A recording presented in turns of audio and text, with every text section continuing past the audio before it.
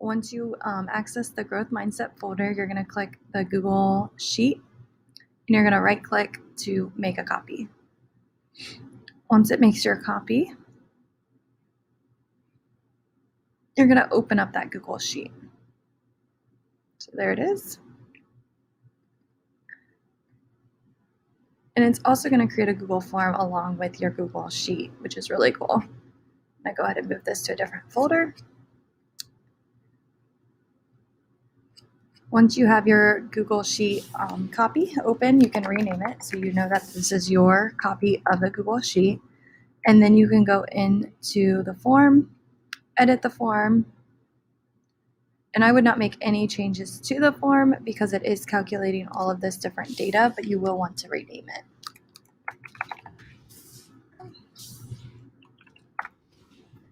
And then once you have it named and your Google Sheet names, you're going to go into add-ons, Autocrat, and it's going to be set up for you. You just need to make a couple different changes depending on what you want for your classroom.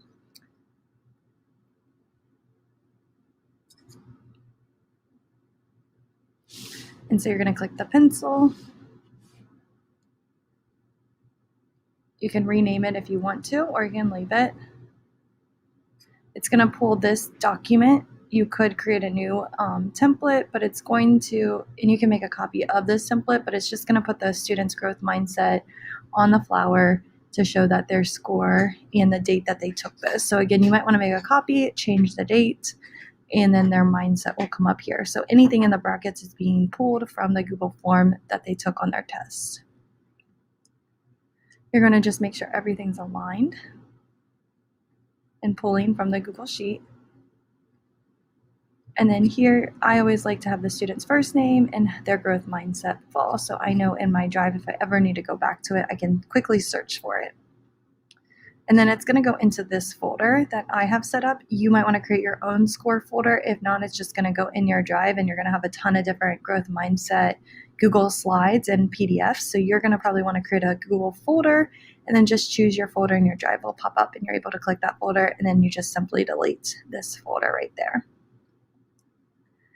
And then you can skip 6 and 7 and now slide 8 will email the students their growth mindset scores. You're able to change any of the wording in this email. It is linking to a Khan activity that has growth mindset activities for students. But again, you can write anything in this area.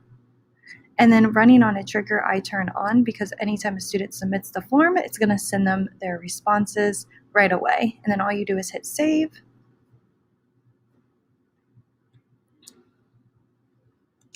Click the pencil or the play button to play, and then it's going to start running in these 3 sections. Once you look at this spreadsheet, on this tab, you're able to go in between different students and you're able to see their individual growth mindset score. So you can see right here, this student is fixed with some growth. They scored a 29, and then you're able to kind of see the different categories that might be in there.